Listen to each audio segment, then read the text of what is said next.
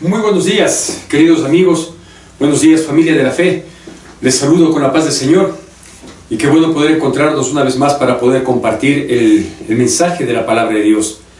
Y obviamente los tiempos que estamos viviendo nos impulsan, nos empujan a tratar de identificar la situación que vivimos y la actitud que tenemos frente a la vida. Mire que estamos viviendo momentos nunca antes imaginados siquiera. Escuchaba el otro día, y no pude tomar nota de las cifras, pero escuchaba el otro día en las noticias que en este periodo, desde mediados de marzo hasta estos días, hasta el día de ayer, el día lunes creo que fue que escuché esta noticia, habían una cantidad de inscripciones, de defunciones en todo el país, principalmente en las provincias de Guayas, de Pichincha y de Azuay, una cantidad inimaginable de registros, de inscripciones, de defunciones, de personas que murieron, que no tiene nada que ver con las cifras de años anteriores. Obviamente es esta pandemia que ha provocado esta situación, insisto, nunca antes mirada, nunca antes imaginada siquiera.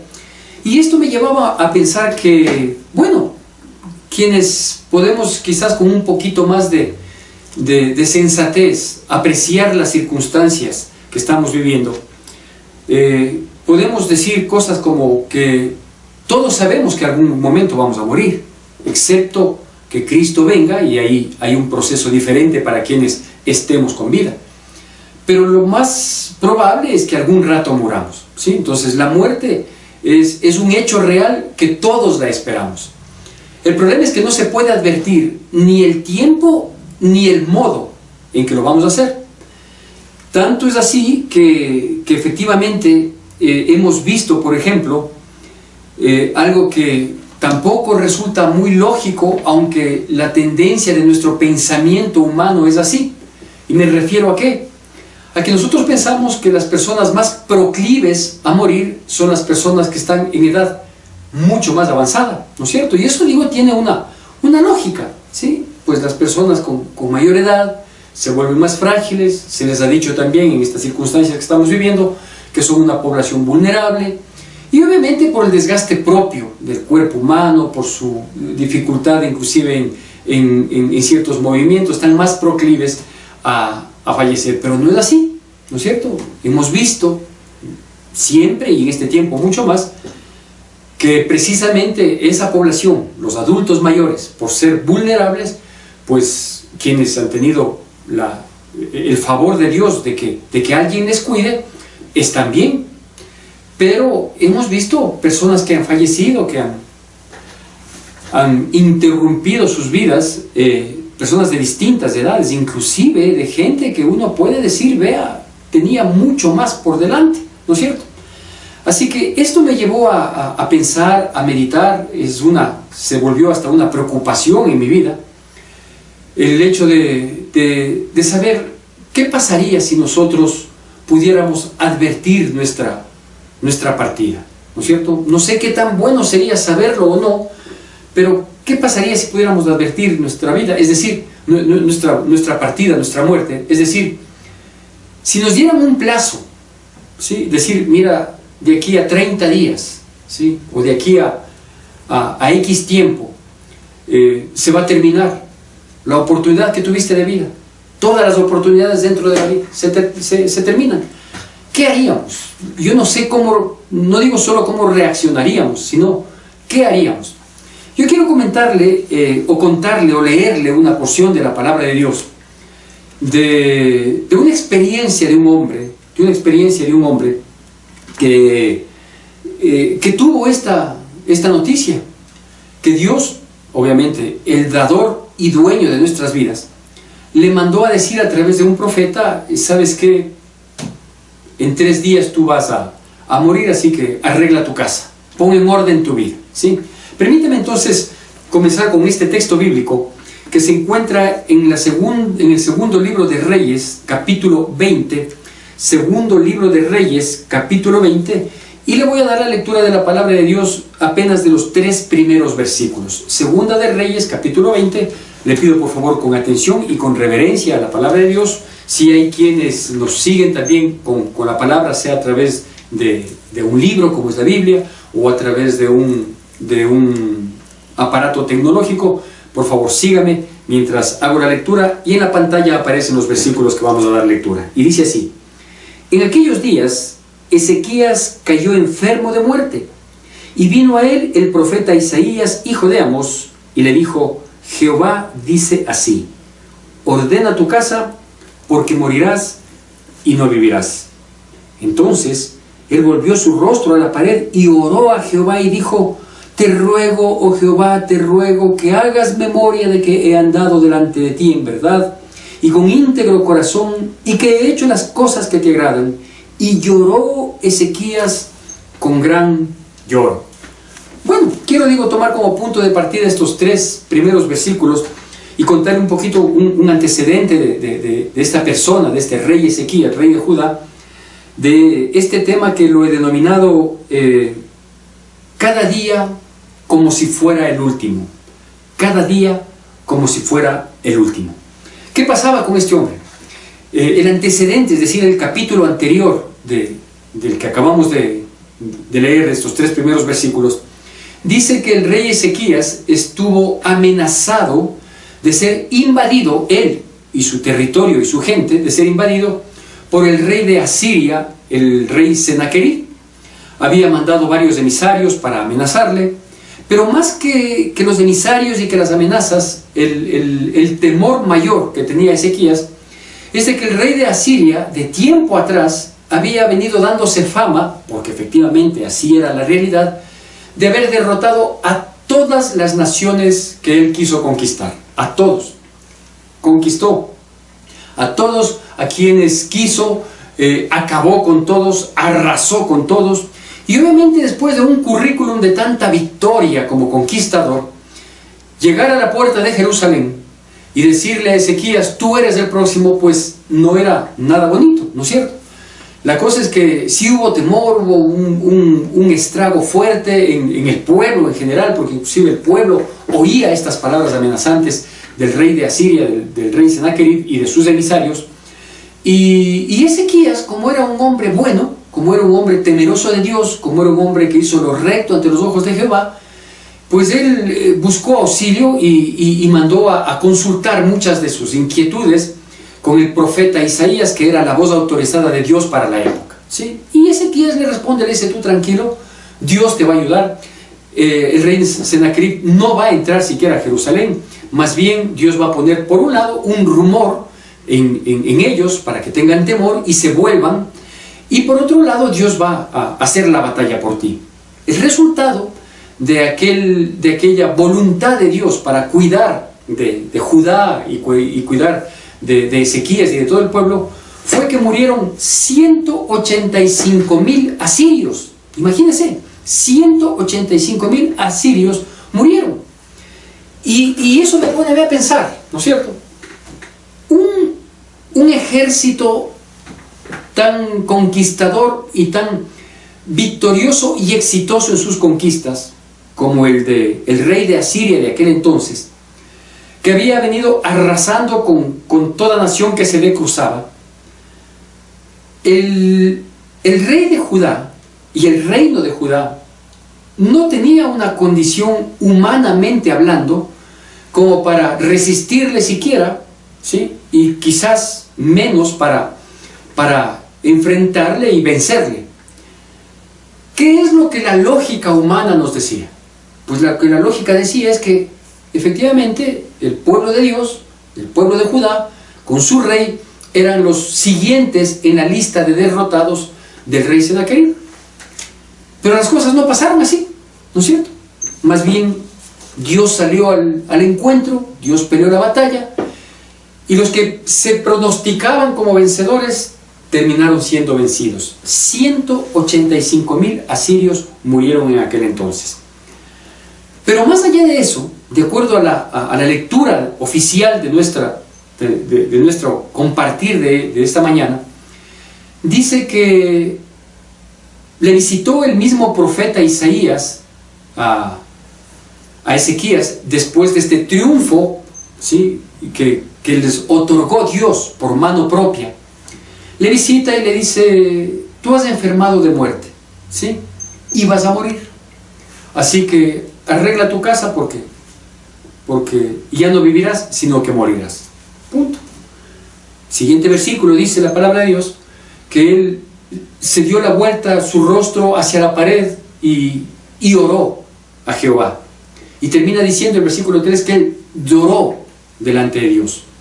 Pero en el versículo 3, en su oración, en su desesperación ante semejante anuncio, él destaca aspectos de su vida que son reales, y entendemos que era una expresión humana, sensata de Ezequías ante semejante impacto de esa noticia.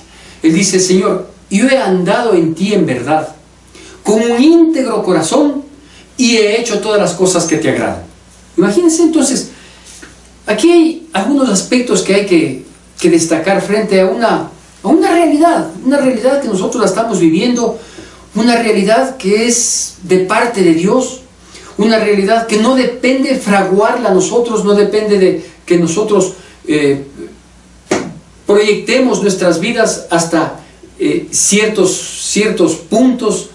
No depende, ¿no es cierto? Porque la vida le corresponde a Dios y Él es el que sabe cuándo y cómo y en qué circunstancias. Mire, Ezequías era un hombre bueno, Sennacherib no. Ezequías era un hombre de Dios, Sennacherib no, ¿no es cierto? Sennacherib era un criminal conquistador, ¿sí? Que creía que podía arrasar con todo. Y terminó siendo asesinado por sus propios hijos, cuando él estaba adorando a su Dios. Obviamente una figura, alguna escultura, alguna estampa, un cuadro, alguna cosa así debe haber sido, y obviamente eso no le cuida, no le cubre, porque eso es una cosa hecha de manos de hombres, ¿no es cierto? Y cuando él estaba adorando a su Dios con D minúscula, entraron sus hijos y le asesinaron. Es decir, lo que no logró la guerra, las guerras de Sennacherib, pues lo hicieron sus hijos, le terminaron matando. ¿Quién hubiera imaginado? Se pensaba que cuando Sennacherib iba a invadir a Judá, en una confrontación, en una guerra, la vida tiene un altísimo riesgo, ¿no es cierto? Y uno hubiera pensado, a lo mejor en el enfrentamiento de Ezequías, ¿sí?, con sus ejércitos para hacerle frente a Sennacherib y al rey de Asiria, es posible que el rey muera, ¿sí? Claro, había un alto riesgo, pero no hubo guerra. No hubo guerra en donde la vida de Ezequías iba a tener un altísimo riesgo y sin embargo enferma, y su enfermedad fue de muerte, porque Dios le dice: no moriste en una guerra que yo te evité que la tengas, pero hoy estás enfermo y estás enfermo de muerte. Y era un hombre bueno, porque era un hombre que había andado en verdad, con un íntegro corazón y haciendo las cosas que le agradan a Dios. Entonces me pregunto ahí, tomando esto como ejemplo, me pregunto, ¿qué lógica hay? ¿Qué lógica hay en decir: sí, cuando sea viejo yo voy a morir? No lo sabemos. No sabemos para nada cuándo vamos a morir. Mire lo que ha pasado en nuestro país, ¿no es cierto?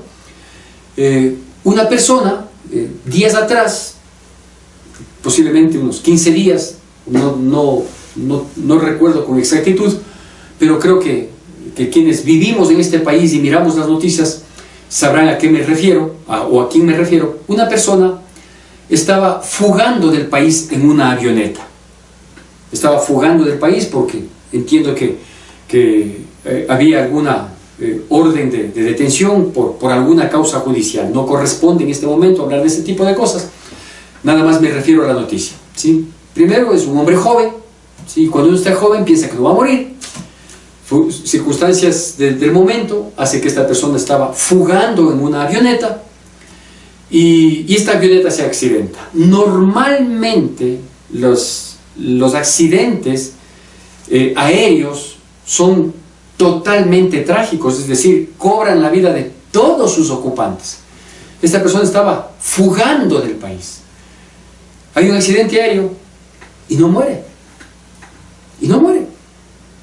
Hay otra persona, ¿sí?, que falleció antes de ayer, lunes. Un político que estaba igualmente alguna situación judicial había, inclusive entiendo que miembros de su mismo partido político quiénes fueron sus amigos, sus coidearios, sus compañeros de lucha para alcanzar el triunfo en las urnas. Es decir, con ellos muchas veces juntaron las manos para levantar las manos e inclusive en la victoria obtenida, ¿no es cierto? Le dieron la espalda. ¿Sí? No estoy diciendo que sea justo o injusto, no soy quien para catalogar algo así, pero le dieron la espalda.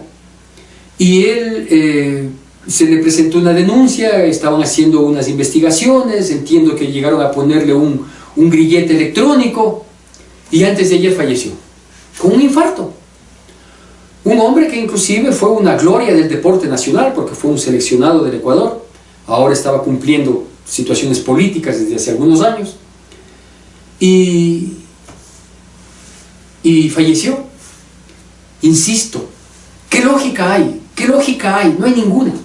Si una persona en un avión se cae y sobrevive, y otra persona estando en su casa, entiendo que fue a la madrugada, se sintió un poco mal, fue y un infarto le acabó. No hay lógica.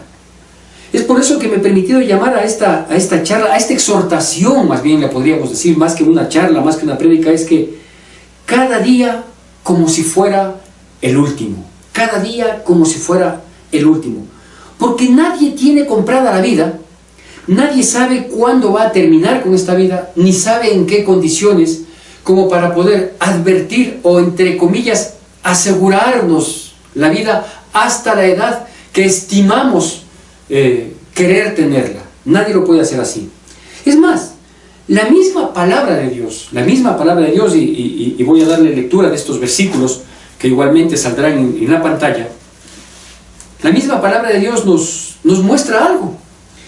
Y este texto se encuentra en el libro de Santiago, capítulo 4, versículos del 13 al 16. Santiago, capítulo 4, versículos del 13 al 16. Dice así: vamos ahora, los que decís, hoy y mañana iremos a tal ciudad y estaremos allá un año y traficaremos y ganaremos, cuando no sabéis lo que será mañana. Porque, ¿qué es vuestra vida? Ciertamente es neblina que se aparece por un poco de tiempo y luego se desvanece. En lugar de lo cual deberíais decir, si el Señor quiere, viviremos y haremos esto o aquello. Pero ahora os jactáis en vuestras soberbias. Toda jactancia semejante es mala. Mire, aquí está hablando la palabra de Dios y exhortándonos la palabra de Dios, diciéndonos, ¿qué pasa con toda esa planificación venturosa que uno hace? No, de aquí a mañana hacemos esto, de ahí nos movemos de esta manera, hablamos con tal persona, sacamos este contrato, ganamos tanto dinero, compramos tal cosa, tenemos... Vea, toda la planificación que uno tenga, buena o mala, venturosa o no, de buena o mala fe, a la vuelta de la esquina, si es que Dios no quiere, pues simplemente no sucede. No sucede. También nos dice la palabra de Dios aquí que la vida es tan fugaz, que es como una neblina, que está hoy por un poco de tiempo y mañana se desvanece. Poco de tiempo para unos es 90 años, poco de tiempo para otros es 20, 25, 30, 40 años. No sabemos qué es poco de tiempo para qué persona. Y nos exhorta la palabra y dice en estos versículos que acabamos de leer del libro de Santiago, dice, ¿no sería mejor que nosotros digamos, si Dios quiere, haremos tal o cual cosa, haremos esto o aquello? Que es diferente. Entonces, con todo este contexto y con todo el preámbulo que le he dado, inclusive de la historia del rey Ezequías, de que no murió en la guerra porque gracias a Dios no tuvo que enfrentar una guerra, sino que Dios le dio ganando la guerra, no estuvo expuesto a un riesgo altísimo que implica una batalla, y sin embargo tuvo una enfermedad de muerte. Y estando enfermo de muerte, pues él reconoce algo que era verdad, que él era un buen hombre, un hombre temeroso de Dios, porque había andado en la verdad, porque tenía un corazón íntegro, porque había hecho las cosas que le agradaban a Dios. Es decir, ni aún teniendo un testimonio de vida agradable a Dios, uno tiene la seguridad y la certeza de que porque soy bueno voy a prolongar mis días. No es así. Nadie tiene esa certeza. La misma Biblia nos dice que hay justos que mueren como impíos Y hay impíos que mueren en gloria, que mueren con reconocimiento. Claro, ese es, digamos, un reconocimiento humano. Pero nadie sabe lo que va a pasar el día de mañana. Por eso es que yo quisiera más bien exhortarle para que nosotros tomemos en consideración, primero, lo fugaz que es la vida, lo vulnerables que somos, por más que nos sintamos fuertes, por más que nos sintamos respaldados, por más que tengamos algo que hayamos conseguido, por más que tengamos un reconocimiento. Vea, todo eso es nada frente a la disposición del único y soberano Dios. ¿Hay que hacer planes? Sí, hay que hacer planes. ¿Hay que tener objetivos y metas? Por supuesto que hay que tener objetivos y metas. La palabra de Dios no nos está diciendo que como no sabemos cuándo vamos a morir, entonces nos echemos a llorar y comamos y bebamos porque mañana moriremos. No está diciendo eso la palabra de Dios. Hay que entender en el contexto de la Biblia. Lo que está diciendo aquí es que sí debemos hacer planes, que sí podemos y debemos tener unas metas, unos objetivos, una planificación en nuestra vida, pero que toda nuestra vida, los planes y toda nuestra vida tiene que estar dependiendo de Dios y decir: Dios mío, yo quiero enrumbarme en esto, esta es mi planificación, esto quiero hacer, te pido dos cosas. La primera, si es que esto está dentro de tu voluntad, ayúdame para ser esforzado, valiente y conseguirlo y alcanzarlo y cumplirlo. Si es que está dentro de tus planes, si es que mi planificación coincide con tu perfecta voluntad. Primera cosa. Y la segunda cosa que hay que decir es decirle: Señor, estos son mis planes. Si tú permites, si tú me das la vida, si tú me concedes, si es que todavía hallo gracia en tu presencia, entonces permíteme ejecutarlos. ¿Qué implica esto? Pues esto implica de que cada día que nosotros vivimos, si hoy en la misericordia de Dios nos hemos despertado y estamos con vida, pues cada día tenemos que vivir como si fuera el último. ¿Cómo viviría usted? Si es que yo pudiera preguntarle de manera personal y usted tuviera la gentileza de responderme, ¿cómo viviría usted si usted supiera que este día es el último? Que de aquí en adelante le quedan 24 horas. ¿Desperdiciaría su vida? ¿Llamaría por teléfono a quienes considera, no enemigos, pero con quien esté enemistado, a decirle: ¿sabes qué? Como ya me voy a morir, pues quiero decirte de lo que tú vas a morir y quiero dejarte en claro que yo no tengo pelos en la lengua? ¿Qué haría si fuera el último día de su vida? Quizás usted despilfarraría y derrocharía y acabaría con todo lo que tiene.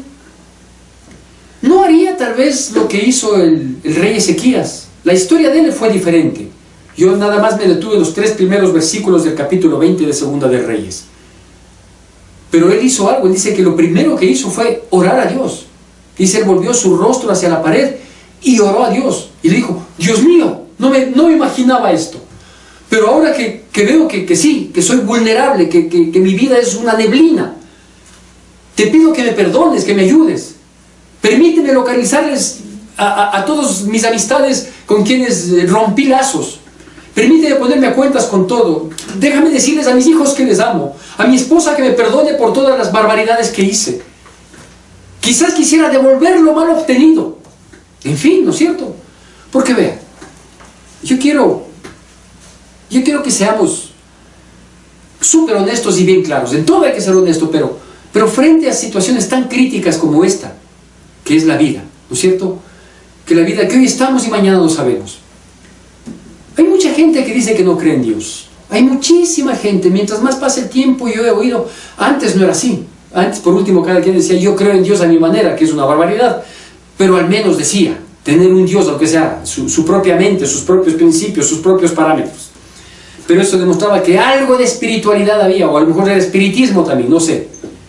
Pero hoy en día, ¿sí? Todo muchacho que supera los 13, 14 años y que entra haciendo una estimación muy propia, muy mía, que entra a primero de bachillerato, y más aún si llega a entrar a la universidad, enseguida se hace ateo. Ya sea porque algún profesor de esos desorientados, por ahí le dijo, nuestro punto de partida es que no existe Dios, ya sea porque se sintieron tontos cuando les dijeron que creer en un Dios es ser tontos, que es un lavado de cerebro, que si Dios existe, entonces ¿por qué tenemos esta pandemia? Y hay un montón de barbaridades y de torpezas, de insensatez de la gente, sí, que las mentes débiles se han dejado llevar, acarrear por esos pensamientos sin ningún argumento, sin ninguna lógica, sin ningún respaldo, sin ningún propósito más que vivir desordenadamente, ¿no es cierto? Entonces la gente se vuelve atea. O lo que es algo similar o peor, no sé cuál es peor de las dos cosas, que hay gente que quizás de niños, de adolescentes, mientras estaban sujetos o medianamente sujetos de sus hogares, tenían el concepto de Dios. No sé si el verdadero o el equivocado, pero algún concepto tenían de Dios. Y algún temor, refiriéndome al temor reverencial, no al de miedo, tenían de parte de Dios.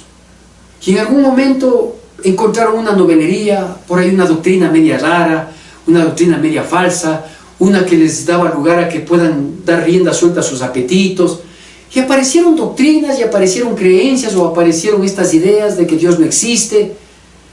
Pero siendo honestos, todas las personas que saben que están en peligro sus vidas de ser perdidas, fruto de un accidente y que entraron en coma, fruto de una enfermedad que les dijeron que es incurable, fruto de una quiebra que acabó con su estado anímico, es decir, ante situaciones extremas de la vida, todos comienzan a clamar a Dios, todos. ¿Por qué?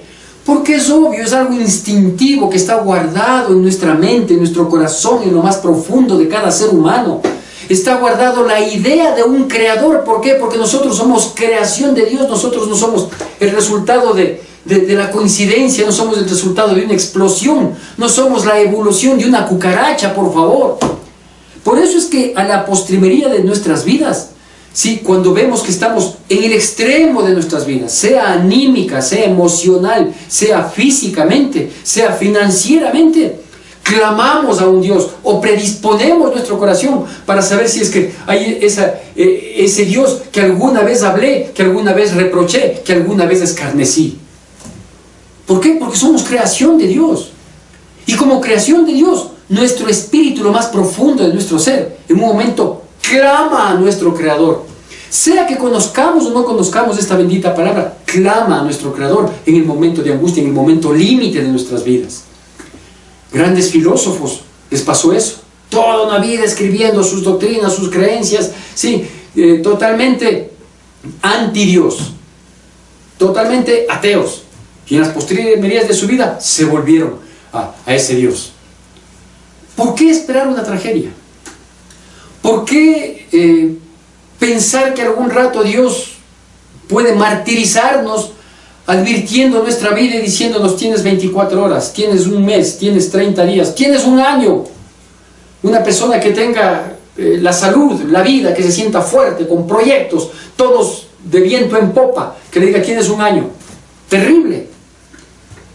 ¿Por qué esperar la tragedia? ¿Por qué esperar el dolor? ¿Por qué esperar el límite de nuestras vidas? Para volvernos a un Dios de amor. Para volvernos a un Dios todopoderoso y soberano. ¿En manos de quién hoy estamos? Porque si el intelecto humano es lo suficiente, porque está solo reconocido que hemos empleado el 10% y que la mente es algo muy profundo, claro que es muy profundo y que nadie lo puede entender en su magnitud, sino el creador de nuestras vidas, pues que es Dios. ¿Por qué negarnos a la existencia de Dios y seguir viviendo en esta incertidumbre y llegar a extremos para que cuando en la misericordia de Dios algunas personas puedan o podamos tener la posibilidad de ponernos a cuentas, hacerlo todo al último, al apuro?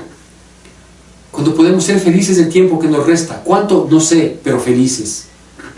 Y vivir cada día como si fuera el último, en paz, en armonía, siempre reconciliados, dando nuestro mejor esfuerzo, dando nuestro mejor ejemplo, colaborando, apoyando, siendo solidarios. Es decir, ¿sabe qué? Que nuestra vida deje marcada una historia que valga la pena recordarla, y que no queden solo unas frías letras en una lápida que conste una fecha de inicio, un nombre completo y una fecha de terminación. Eso es vergonzoso. Es mejor que nosotros dejemos una historia, dejemos una huella, y que digan, no como el refrán, que todo muerto es malo y que toda novia es guapa. Eso lo dice el refrán, sino que sea una verdadera realidad. Que nosotros, sea cual sea la circunstancia, yo no sé cuándo vamos a salir de esta pandemia, yo no sé cuántas vidas más se tendrán que cobrar, porque no sé, Dios no dice ese tipo de cosas, ni yo tampoco le pediría que me las revele, pero lo que yo sí sé es que el tiempo que nos quede, mucho, poco, sea un tiempo de dejar una huella de bien, de dejar una historia que pueda ser recordada y digna de ser seguida, para satisfacción de los que van quedando, y obviamente para satisfacción de quienes queremos terminar una vida como Dios quiere que terminemos, como más que vencedores. Yo le invito para que usted reconozca sus faltas, acepte el sacrificio de Cristo Jesús hecho en el Calvario para perdón de sus pecados, le nombre a Jesucristo el Señor de su vida y comience a disfrutar de la vida en abundancia, que es apenas la sombra de la preciosa vida eterna que podemos tener en la presencia de nuestro Dios. Que Dios les bendiga, y si Dios permite, nos veremos el día domingo.